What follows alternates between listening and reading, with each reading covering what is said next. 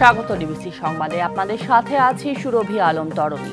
জনগণের ভোটের অধিকার ফিরে পেলেই সফল হবে জুলাই আগস্টের গণ অভ্যুত্থান, এমন মন্তব্য করেছেন বিএনপির ভারপ্রাপ্ত চেয়ারম্যান তারেক রহমান।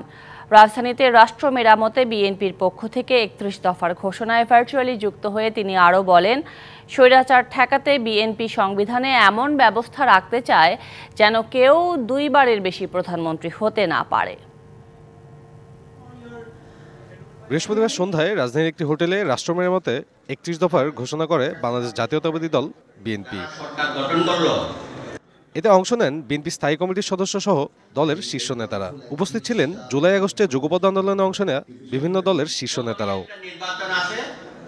এ সময় বিএনপির ৩১ দফার সাথে একাত্মতা পোষণ করেন যুগপৎ আন্দোলনে অংশ নেওয়া দলগুলো। এবং এই ফ্যাসিজম গোটা রাষ্ট্র ব্যবস্থাকে তছনছ করে দিয়েছে।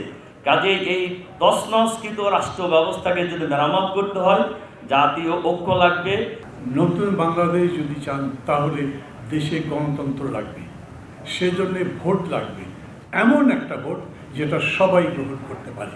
রাষ্ট্র মেরামতে অন্তর্বর্তী সরকারের সংস্কার প্রস্তাব বিএনপির ৩১ দফার সাথে মিলে যাবে বা মিলতে হবে, এমন মন্তব্য করেন বিএনপি মহাসচিব। স্বাধীনতা ৫৩ বছর পরেও কিন্তু আমরা পিসফুল ট্রান্সফার অফ পাওয়ার এর একটা সিস্টেম আমরা ইনভলভ করতে পারিনি। আমরা যুগপৎ আন্দোলন করছিলাম, সেই যুগপৎ আন্দোলন সব দলগুলো একমত হয়েই আমরা ৩১ দফা প্রণয়ন করেছিলাম।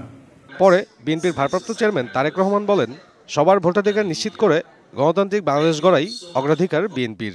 জুলাই আগস্টের অভ্যুত্থানে যারা ফ্যাসিবাদ বিরোধী আন্দোলনে সম্পৃক্ত ছিলেন, গণতন্ত্রের পক্ষের প্রতিটি ব্যক্তি, দল, সংগঠন ও গোষ্ঠী তাদের সকলের আত্মত্যাগের যথাযথ স্বীকৃতি দিয়ে প্রতিটি শ্রেণী পেশার মানুষের অংশগ্রহণমূলককে সম্মান জানিয়ে লুণ্ঠিত ভোটের অধিকার ফিরিয়ে এবং জনগণের ম্যান্ডেট নিয়ে একটি সত্যিকার গণতান্ত্রিক বাংলাদেশ প্রতিষ্ঠা করাই আমাদের সমন্বিত অগ্রাধিকার।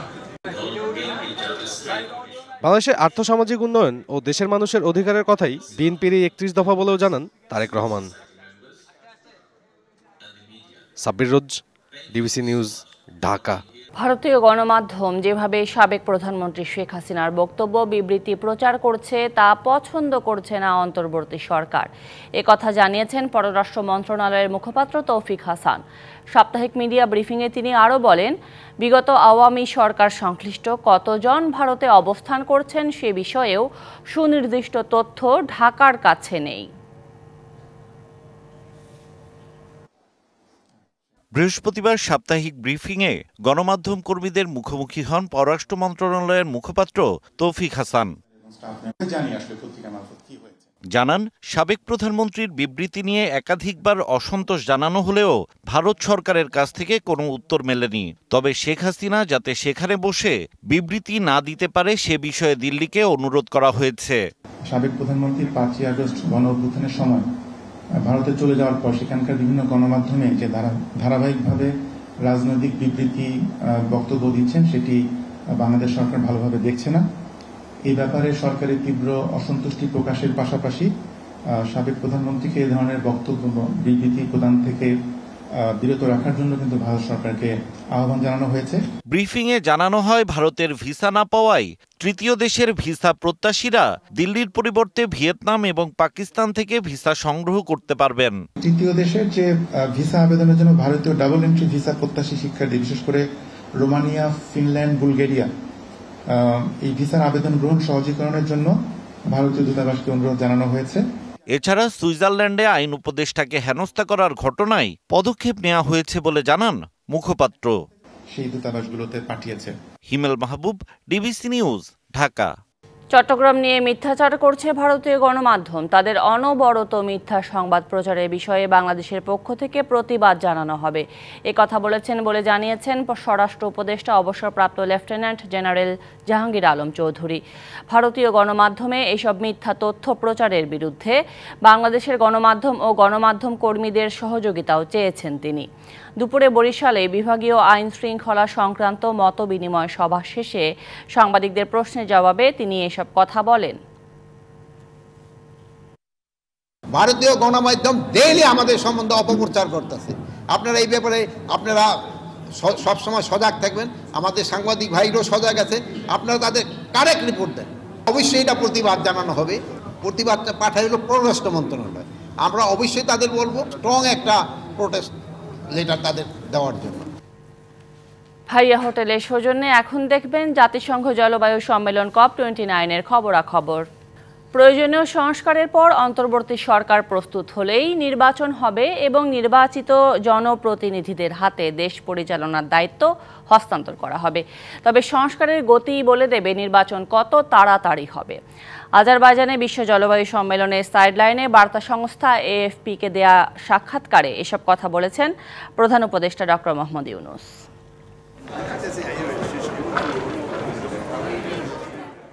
আজারবাইজানের বাকুতে জলবায়ু সম্মেলনে অংশ নেওয়ার পাশাপাশি বিভিন্ন রাষ্ট্রনেতা ও সরকার প্রধানদের সাথে বৈঠক করেন অন্তর্বর্তী সরকারের প্রধান উপদেষ্টা। সম্মেলনের সাইডলাইনে বার্তা সংস্থা AFP-কে সাক্ষাৎকার দেন ডক্টর মোহাম্মদ ইউনূস। কথা বলেন বাংলাদেশের নির্বাচন সংস্কার সহ নানা বিষয়ে। ডক্টর ইউনূস বলেন, নির্বাচন করতে প্রতিশ্রুতিবদ্ধ অন্তর্বর্তী সরকার, তবে নির্বাচন কবে হবে সংস্কারের গতি তা বলে দেবে। এটা অন্তর্বর্তী সরকার, তাই আমাদের মেয়াদ যতটা সম্ভব সংক্ষিপ্ত হওয়া উচিত। সংস্কারের পর আমরা প্রস্তুত হওয়ার সাথে সাথে নির্বাচন অনুষ্ঠিত হবে। এজন্য সরকার, সংসদ ও নির্বাচনী বিধিমালা ও সাংবিধানিক সংস্কারের বিষয়ে রাজনৈতিক দলগুলোকে দ্রুত একমত হতে হবে। তিনি জানান, দেশের বিভিন্ন খাতে চলমান অস্থিতিশীলতা নিয়ে উদ্বিগ্ন সরকার, তবে তার আশা এর সমাধান করে শান্তিপূর্ণ পরিবেশ বজায় রাখতে পারবে অন্তর্বর্তী সরকার। জলবায়ু তহবিলে অর্থায়নের বিষয়ে অধ্যাপক ইউনূস বলেন, শিল্পোন্নত দেশগুলোর তৈরি করা সমস্যার সমাধানে অনুন্নত ও উন্নয়নশীল দেশগুলোকে হাত পাততে হচ্ছে। জলবায়ু সম্মেলনে মাছের বাজারের মতো দর কষাকষি করার বিষয়টি অবমাননাকর বলেও মন্তব্য করেন ডক্টর মোহাম্মদ ইউনূস। সামিয়া জান্নাহ, DBC নিউজ ডেস্ক। বিশ্ব জলবায়ু সম্মেলন কেবলই দুর্গত দেশগুলোর জলবায়ু তহবিল পাওয়ার আলোচনার মধ্যে আটকে নেই। আর ধনী দেশগুলোর ভোগবাদ কমানো, সবুজ প্রযুক্তি আর পরিবেশ বান্ধব বিদ্যুৎ, এই সব কিছুই এখন কপের আলোচ্য বিষয়। তাই বিভিন্ন দেশ এখন এসবই তুলে ধরছে জলবায়ু নিয়ে বিশ্ব প্ল্যাটফর্মে। ভেতরে যখন সম্মেলন চলছে, বাইরে তখন এরকম বিভিন্ন দেশ ভিগানিজমকে তুলে ধরছে। কার্বন ফুটপ্রিন্ট কমাতে পশুর মাংস খাওয়া, ফাস্ট ফ্যাশন করা, এসবই বন্ধ করার কথা বলছে তরুণ প্রজন্ম। পৃথিবীর তাপমাত্রা 1.5-এ আটকে রাখতে জীবনযাপন পদ্ধতি বদলানোর বিকল্প নেই বলে মনে করেন তারা। কেন তারা ভিগান? এই প্রশ্নে বলছেন, কারণ তারা প্রাণ প্রকৃতি ভালোবাসেন। To say to the leaders, please adopt vegan policy to save our planet. আমরা যারা তরুণ জলবায়ু কর্মী রয়েছি, তারা চাই যে উন্নত বিশ্ব যারা রয়েছে তারা তাদের ভোগ বিলাসিতা কমাক এবং তার সাফারার যাতে অন্য দেশ না হয় সেদিকে তারা নজর দেবে। Any individual who then reduces their meat consumption in a way which works for their own lifestyle is making a difference on a personal level. সবুজ প্রযুক্তি গড়ে তুলতে বাংলাদেশের প্রয়োজন $11 বিলিয়নের বেশি, বলছেন জলবায়ু বিশেষজ্ঞ। কপের প্রয়োজন নিশ্চয়ই আছে এবং কপ শুধুমাত্র একটি সম্মেলন নয়, এখানে আমরা আন্তর্জাতিক দৃষ্টিগুলোর কমিটমেন্ট এখানে আমরা পাচ্ছি। এক অনানুষ্ঠানিক আলোচনায় আজারবাইজানের রাজধানী বাকুতে প্রধান উপদেষ্টা ডক্টর মোহাম্মদ ইউনূস বলেন, জলবায়ুর ক্ষতি মানে সবার ঘরে আগুন লাগা। জলবায়ুর সমস্যাটা হলো আমাদের ঘরে আগুন লাগার মতো। ঘরে আগুন লেগেছে, এখন ঘরে আগুন লেগেছে, এটা বড় লোকের ঘরে চলছে না গরিব লোকের করছে, এটা তো না, ঘর একটাই। এই পৃথিবী পড়ে গেলে সেখানে ধনী দেশও পড়বে, গরিব লোক দেশও পড়বে। কাজে তাদেরকে সেই সতর্কতাটা দেওয়া, এটা ঘর একটা, পৃথিবী একটা। আগামী বছর COP30 অনুষ্ঠিত হবে ব্রাজিলের আমাজনের পাশে। বিশ্ববাসী এখন তাকিয়ে সেদিকে। COP29 এবারের সম্মেলনে শুধু জলবায়ু তহবিল নয়, গুরুত্বের সাথে যেটি উঠে এলো সেটি হচ্ছে উন্নত বিশ্বকে তাদের ভোগবাদিতা পরিবর্তন করতে হবে জীবনযাপন পদ্ধতি। তাহলেই বাঁচবে পৃথিবী, বাঁচবে সভ্যতা। ব্রাজিলের দিকে তাকিয়ে রয়েছে সারা বিশ্ব, কি হয় সেখানে আগামী কপে। Ishrat Jahan Urmi, DBC news, Baku, Azerbaijan. পঞ্চদশ সংশোধনী সংবিধানের মূল ভিত্তির সঙ্গে সাংঘর্ষিক। এই সংশোধনীর ফলে ইলেকশন পরিণত হয়েছে সিলেকশনে। তাই দুই একটি বিধান রেখে পঞ্চদশ সংশোধনী বাতিলের যুক্তি তুলে ধরেছে জামায়াতে ইসলামীর আইনজীবী শিশির মনির। ইলেকশন প্রক্রিয়া এমন এক পর্যায়ে চলে গেছে যেখানে ইলেকশন আর ইলেকশন থাকেনি, সেটি সিলেকশনে রূপান্তরিত হয়েছে। এই জন্য পঞ্চদশ সংশোধনী বাংলাদেশের মানুষের যে আশা, আকাঙ্ক্ষা এবং অ্যাসপিরেশন, এই সবগুলোকে ডিস্ট্রয় করেছে। বাংলাদেশের মানুষ গণতন্ত্রপ্রিয়, বাংলাদেশের মানুষ মাল্টি পার্টি ডেমোক্রেসিতে বিশ্বাস করে, বাংলাদেশের মানুষ ভোটকে উৎসব হিসেবে নিতে বিশ্বাস করে। সেই উৎসবকে ডিস্ট্রয় করে আমরা এটিকে একটি কর্তৃত্বপরায়ণ সরকার ব্যবস্থা কায়েম করেছি। অভ্যুত্থানে আহত সবার আমৃত্যু চিকিৎসা নিশ্চিত করা হবে। নিজ খরচে যারা চিকিৎসা নিয়েছেন তাদের টাকা ফেরত দেয়া হবে বলে জানিয়েছেন প্রধান উপদেষ্টার বিশেষ সহকারী অধ্যাপক সাইদুর রহমান। বৈষম্য বিরোধী ছাত্র আন্দোলনে আহতদের ক্ষতিপূরণের বিষয়ে সচিবালয়ে বৈঠক শেষে তিনি জানান, 5 কর্মদিবসের মধ্যে আহতদের সব সুযোগ সুবিধা লিখিত আকারে প্রকাশ করা হবে। এর আগে ক্ষতিপূরণের দাবি নিয়ে সচিবালয়ে বৈঠক অনুষ্ঠিত হয়। গণ অভ্যুত্থানে আহত ও বিভিন্ন হাসপাতালে চিকিৎসাধীন শিক্ষার্থীরা সেখানে অংশ নেন। ছিলেন 4 উপদেষ্টা সহ সমন্বয়করাও। বুধবার রাতে আগারগাঁওয়ে অর্থোপেডিক হাসপাতালের সামনে অভ্যুত্থানে আহতরা বিক্ষোভ করেন। কথা বলতে চান স্বাস্থ্য উপদেষ্টা সহ আরও 3 জন উপদেষ্টার সাথে। এরই প্রেক্ষিতে আজ সচিবালয়ে বৈঠক অনুষ্ঠিত হয়। আহতদের পক্ষে 12 জন শিক্ষার্থী ও কয়েকজন অভিভাবক বৈঠকে অংশ নেয়ার কথা থাকলেও ঢুকে যান শতাধিক লোকজন। তুলে ধরেন 7টি দফা।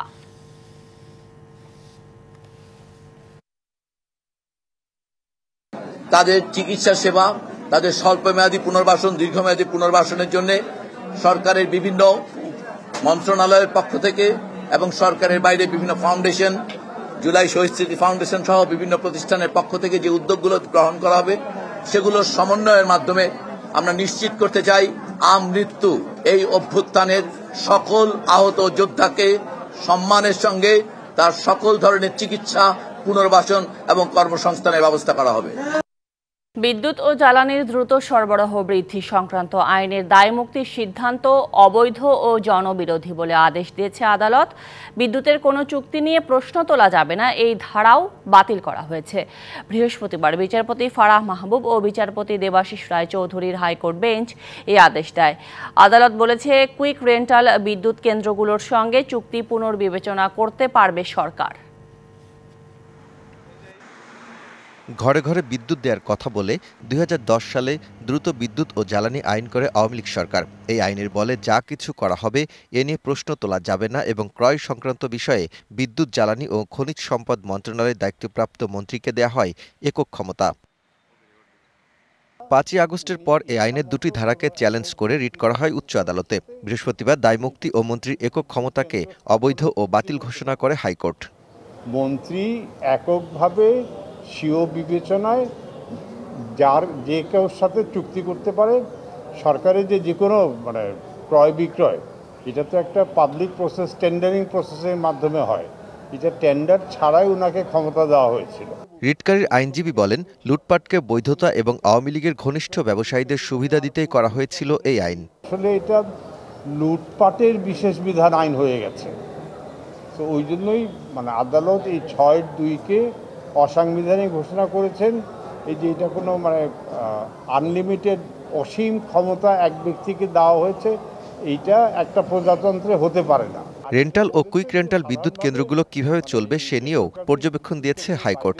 আদালত বলেছে, কুইক রেন্টাল বিদ্যুৎ কেন্দ্রগুলোর সঙ্গে চুক্তি পুনর্বিবেচনা করতে পারবে সরকার। সরকার দরকার হলে ওদের সাথে চুক্তি পুনর্মূল্যায়ন করতে পারবে। অর্থাৎ ওই চুক্তিগুলি যে বসে থেকে টাকা দিবে সরকার, যদি এটা না চায় তাহলে হয়তো ওই চুক্তির ওই শর্তগুলি সরকার বদলাতে পারবে। এই ক্ষমতাও এই রায়ে সরকারকে বিশেষভাবে দেওয়া হয়েছে। কুইক রেন্টাল বিদ্যুৎ কেন্দ্রগুলো বসিয়ে রেখে হাজার হাজার কোটি টাকা ক্যাপাসিটি চার্জ দিয়ে আসছিল বিগত আওয়ামী লীগ সরকার। Daud Khan, DBC news, Dhaka. পূর্বাচলে লেকপাড় থেকে উদ্ধার হওয়া ৭ টুকরা মরদেহ নারায়ণগঞ্জের ব্যবসায়ী জসিম উদ্দিন মাসুমের। এ ঘটনায় রুমা আক্তার নামে একজনকে গ্রেপ্তার করা হয়েছে। পুলিশ সুপার জানান, মাসুমের সাথে প্রেমের সম্পর্কে অবনতি হওয়ায় ক্ষুব্ধ ছিল রুমা। 10 নভেম্বর রাতে মাসুমকে শ্যামলী একটি বাসায় ডেকে নেন তিনি। দুধের সাথে নেশাজাত দ্রব্য মিশিয়ে অচেতন করেন প্রথমে। ঠান্ডা মাথায় চাপাতি ও হ্যাক্সোব্লেড দিয়ে হত্যা করা হয় মাসুমকে। পরে মরদেহ 7 টুকরো করে পূর্বাচলের বিভিন্ন স্থানে ফেলে দেয়া হয়। হত্যায় ব্যবহৃত অস্ত্র উদ্ধার করেছে পুলিশ। হত্যার সাথে আরও কেউ যুক্ত ছিল কিনা তা জানতে তদন্ত চলছে। ফিফা প্রীতি ম্যাচে মালদ্বীপের কাছে হারের পরদিন জাতীয় দলের ফুটবলারদের সাথে সাক্ষাৎ করলেন বাফুফের সভাপতি তাবিথা আওয়াল। যদিও জবাবদিহিতা নয়, বরং তপু সোহেলদের উজ্জীবিত করার চেষ্টা করেছেন বাফুফের নতুন বস। টিম ম্যানেজমেন্ট বলছে, মালদ্বীপের বিপক্ষে দ্বিতীয় ম্যাচের আগে ভুল শুধরে নেয়ার চেষ্টা করছে দল। আগের রাতে গ্যালারিতে বসে দেখেছেন মালদ্বীপের কাছে জাতীয় দলের হার। মাঠ থেকে বের হওয়ার সময় সমর্থকদের রুদ্ররূপ দেখেছেন তাবিথ আওয়াল। পরদিন সকালেই ফুটবলারদের টিম হোটেলে হাজির বাফুফের নতুন সভাপতি। তবে ফুটবলারদের ভৎসর্ণ নয়, বরং দিলেন সাহস। মনোবল জোগাতে তপু বর্মন সোহেলদের সাথে নাস্তাও করলেন, সাথে দিলেন পরামর্শ। বাফুফে নির্বাচনের পরপরই সাফ ফুটবলে নারীদের সাফল্যের আনন্দে ভেসেছে নতুন কমিটি। কিন্তু মুদ্রার উল্টো পিঠে পুরো 1 বছর ফুটবলের বাইরে থাকা মালদ্বীপের কাছে এই হার পুরুষ ফুটবলারদের ডুবিয়েছে হতাশায়। সেই হতাশা ঝেড়ে ফিফা ফ্রেন্ডলি সিরিজের দ্বিতীয় ম্যাচের জন্য উজ্জীবিত করছেন সভাপতি নিজেই। জাস্ট ফুটবলারদেরকে ইন্সপায়ার্ড করা, এবং সেই আমি দেখছি যে তার মধ্যে যে স্পিরিটটা, স্পোর্টিং স্পিরিট, যেটা প্লেয়ারদের জন্য আমি মনে করি আজকে টনিক হিসাবে সেকেন্ড ম্যাচের আগে আমার মনে হয় সেটা কাজে দিবে। পুরো ম্যাচে বাংলাদেশের ফিনিশিং দুর্বলতা নিয়ে কথা হচ্ছে অনেক। ফুটবলাররাও দুশ্চিন্তায় নিজেদের পারফরমেন্স নিয়ে। সভাপতিকে দেখে উঁকি দিয়েছিল ভয়, কিন্তু তাবিথ আওয়াল সেসব ভুল নিয়ে কথা বলেননি। যদিও ভিডিও সেশনে আলোচনা হয়েছে সেই ভুলগুলো নিয়েই। সবার কিন্তু একটু মনের মধ্যে সংকোচ হয়েছিল যে কি জবাব দিব তাকে।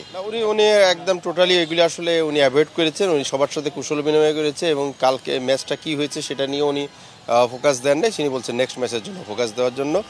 শনিবারে মালদ্বীপের বিপক্ষে দ্বিতীয় প্রীতি ম্যাচে মাঠে নামবে বাংলাদেশ। এই ম্যাচের আগে নিজেদের আক্রমণ ভাগ নিয়ে নতুন করে ভাবতে হবে ক্যাবরেরার দলকে। ব্যর্থ হলে হয়তো এটাই শেষ অ্যাসাইনমেন্ট হবে জাতীয় দলের স্প্যানিশ কোচ হাভিয়ের ক্যাবরেরার। Kanak Mahmud, DBC news, Dhaka. উইন্ডিজের বিপক্ষে টেস্ট সিরিজের আগে এখনও আনুষ্ঠানিক অনুশীলন শুরু করেনি বাংলাদেশ। তবে সিরিজ শুরুর আগে বারবার দুশ্চিন্তায় ফেলছে টাইগারদের ব্যাটিং।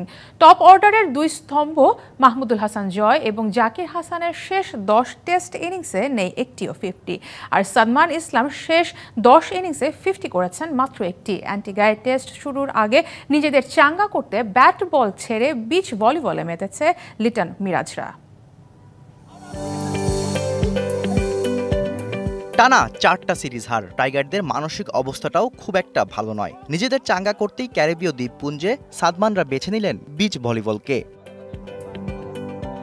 উইন্ডিজের বিপক্ষে টেস্ট খেলতে দলের সদস্যরা আগেভাগেই গেছেন অ্যান্টিগায়। সিরিজ শুরু হতে হাতে কিছুটা সময়ও আছে, তাই ব্যাট বলের প্র্যাকটিস শুরুর আগে সেন্ট জোন্সের সাগর পাড়ের মনোমুগ্ধকর পরিবেশে বিচ ভলিবলের সুযোগটা হাতছাড়া করেননি লিটন মিরাজরা। তবে নিজেদের মধ্যে আত্মবিশ্বাস ফেরাতে 22 গজে রান করার অন্য কোনো বিকল্প নেই, আর সেই রান করাই গেল কয়েক সিরিজে ভুলেই গেছে টাইগার ব্যাটাররা। উইন্ডিজের বিপক্ষেও তাই কঠিন একটা চ্যালেঞ্জের মুখে পড়তে হচ্ছে বাংলাদেশ দলকে। টাইগার টপ অর্ডারে যাদের উপর ভরসা, সেই মাহমুদুল জয়, জাকির, সাদমানদের পারফরমেন্সের গ্রাফ খুব একটা সুখকর নয়। সাদমান শেষ 10 ইনিংসে 5 বারই আউট হয়েছেন সিঙ্গেল ডিজিটে, আর জয় এবং জাকিরের শেষ 10 টেস্ট ইনিংসে নেই একটিও 50। উইন্ডিজ সিরিজের আগে তাই টপ অর্ডার নিয়ে আলাদা করে ভাবতেই হচ্ছে টিম ম্যানেজমেন্টকে। দলের এমন অবস্থায় আবার ইনজুরি সমস্যা, নেই নিয়মিত অধিনায়ক শান্ত এবং টাইগারদের সবচেয়ে নির্ভরযোগ্য ব্যাটার মুশফিকুর রহিম। তাই অভিজ্ঞদের মধ্যে এই সিরিজে লিটন এবং মেহেদী মিরাজের ওপর থাকবে গুরু দায়িত্ব। Shahriar Hossain, DBC news desk. Global super league টি20-র জন্য প্রস্তুতি শুরু করল বিপিএল এর গেল আসরের কোয়ালিফায়ার রংপুর রাইডার্স। একই সঙ্গে এই দলটিকে কোচিং করানোর মধ্য দিয়ে কোচ হিসেবে যাত্রা শুরু করতে যাচ্ছেন টাইগারদের সাবেক অধিনায়ক মোহাম্মদ আশরাফুল। আগামী সোমবার ওয়েস্ট ইন্ডিজের উদ্দেশ্যে ঢাকা ছাড়বে রাইডাররা। এর আগে কয়েক ধাপে যাবেন অফিসিয়ালরা। বিসিবির একাডেমি মাঠে লাল সবুজ জার্সি গায়ে ক্রিকেটারদের অনুশীলন দেখে যে কেউ ভাবতেই পারেন ঘাম ঝরাচ্ছে টাইগাররা। তবে সত্যিটা হলো বিপিএল এর দল রংপুর রাইডার্স অনুশীলন করছে নতুন জার্সিতে। সেই জার্সির ব্যাখ্যাও পাওয়া গেল রাইডার্স কর্তৃপক্ষের কাছ থেকে। যেভাবে করে বাংলাদেশ একটা নতুন বাংলাদেশ হওয়ার চেষ্টা করছে, ওভাবে করে আমরা একটা বাংলাদেশকে একটা ট্রিবিউট করে এবং বাংলাদেশের পতাকা সবকিছু ব্যবহার করে দেখাতে চাচ্ছি যে রংপুর খালি আসলে এখন রংপুরের টিম না, পুরো বাংলাদেশের টিম। ডিজাইন যেমনই হোক, জার্সিতে লাল সবুজের কম্বিনেশন মানেই যেন সমুদ্র প্লাবিত ভালোবাসার বাংলাদেশের ক্রিকেট। সেই জার্সিতে আবার দেখা গেল দেশের ক্রিকেটের প্রথম সুপারস্টার মোহাম্মদ আশরাফুলকে। গ্লোবাল টি-20তে রংপুর রাইডার্সকে কোচিং করানোর মধ্য দিয়ে কোচিং পেশায় অভিষেক হলো মোহাম্মদ আশরাফুলের। খেলা ছাড়ার পরে ক্রিকেটের সাথে থাকার ইচ্ছা ছিল, তো লাস্ট ইয়ারই আসলে বিপিএল এ কাজ করার কথা ছিল রংপুর রাইডার্সের হয়ে। এটা আমার স্টার্ট, আমি শেখার চেষ্টা করছি। আমি আশা করব যে মিকি আর আমাদের হেড কোচ তার সাথে থেকে আমি অনেক কিছু হয়তো শিখতে পারবো। অবশ্যই আমি আমার এক্সপিরিয়েন্সটা তো শেয়ার করব। 5 দেশের 5টা টপ ফ্র্যাঞ্চাইজি দল নিয়ে ওয়েস্ট ইন্ডিজের গায়ানায় বসবে গ্লোবাল সুপার লিগ টি-20। অংশ নেবে বাংলাদেশের রংপুর রাইডার্স, পাকিস্তানের লাহোর কালান্দার্স, অস্ট্রেলিয়ার ভিক্টোরিয়া, ইংল্যান্ডের হ্যাম্পশায়ার হকস ও স্বাগতিকদের গায়ানা অ্যামাজন ওয়ারিয়র্স। আমরা যদি আমাদের দলগত পারফরমেন্স সবাই ভালো খেলেন, ইন্ডিভিজুয়াল পারফরমেন্স করতে পারে, তাহলে অবশ্যই আমাদের লক্ষ্য ফাইনাল খেলা। চ্যাম্পিয়ন তো সবারই একটা লক্ষ্য থাকে, তো আমাদের ফার্স্ট গোল তো অবশ্যই আমরা ফাইনাল যেন খেলতে পারি। আগামী 26 নভেম্বর পর্দা উঠবে টুর্নামেন্টের। 27 নভেম্বর নিজেদের প্রথম ম্যাচে খেলবে রংপুর রাইডার্স, প্রতিপক্ষ ইংল্যান্ডের Hampshire. Shahan Papon, DBC news, Dhaka. মেয়ের জন্য ফিউচার প্ল্যান করে রেখেছি আমার ফাইন্যান্সিয়াল পার্টনার আইডিএলসির সাথে। প্রয়াত গ্র্যান্ডমাস্টার জিয়াউর রহমানের পরিবারকে আর্থিক সহায়তা দিলেন ক্রিকেটার তামিম ইকবাল। মিরপুরে আজ প্রয়াত দাবারুর স্ত্রীর কাছে 5 লাখ টাকার চেক তুলে দেন তামিম। বাংলাদেশের দাবা অঙ্গনের কিংবদন্তি গ্র্যান্ডমাস্টার জিয়াউর রহমান 4 মাস আগে জাতীয় দাবা চ্যাম্পিয়নশিপ খেলতে খেলতে মৃত্যুর কোলে ঢলে পড়েন। আকস্মিক এমন ঘটনায় ছেলে তাহসিনকে নিয়ে আর্থিক সমস্যায় পড়েন জিয়ার স্ত্রী লাবণ্য রহমান।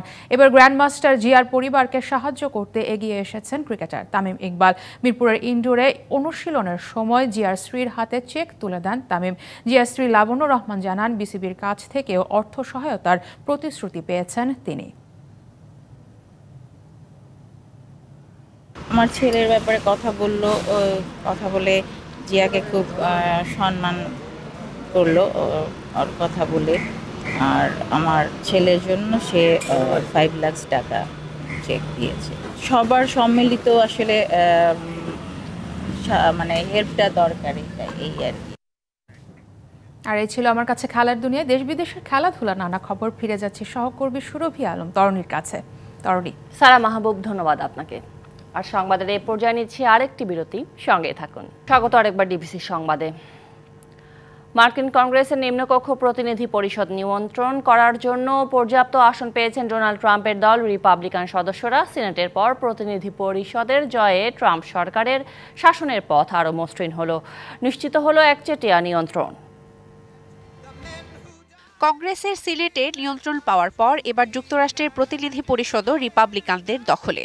ফলে ক্ষমতায় রাজস্বিক প্রত্যাবর্তন হওয়া ডোনাল্ড ট্রাম্প আইন প্রণয়নের পথে থাকবেন অনেকটাই বাধাহীন। স্থানীয় সময় বুধবার এপি জানায় 435 সদস্যের প্রতিনিধি পরিষদে অন্তত 218টি আসন নিশ্চিত করেছে রিপাবলিকানরা।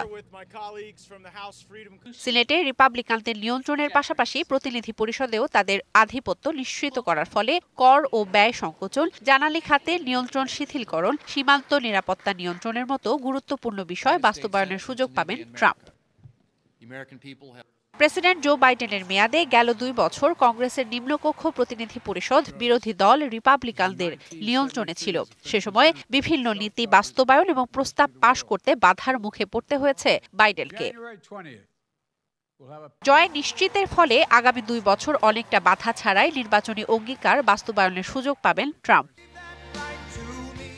এদিকে ডোনাল্ড ট্রাম্পের প্রশাসনে পররাষ্ট্রমন্ত্রী হিসেবে নিয়োগ পাচ্ছেন ফ্লোরিডার senator Marco Rubio, national intelligence বিভাগের পরিচালক তুলসি গ্যাবার্ড, অ্যাটর্নি জেনারেল হিসেবে ফ্লোরিডার আরেক আইন প্রণেতা ম্যাট গায়েটস।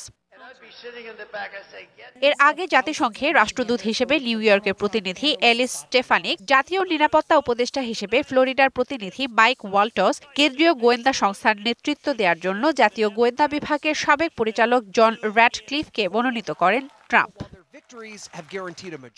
তবে ট্রাম্পের সাম্রাজ্যে এসব নিয়োগ মধ্যপ্রাচ্যে মার্কিন নীতির ওপর বৃহত্তর রাজনৈতিক বিভাজনের প্রতিফলন ঘটাবে বলে মনে করছেন বিশ্লেষকরা।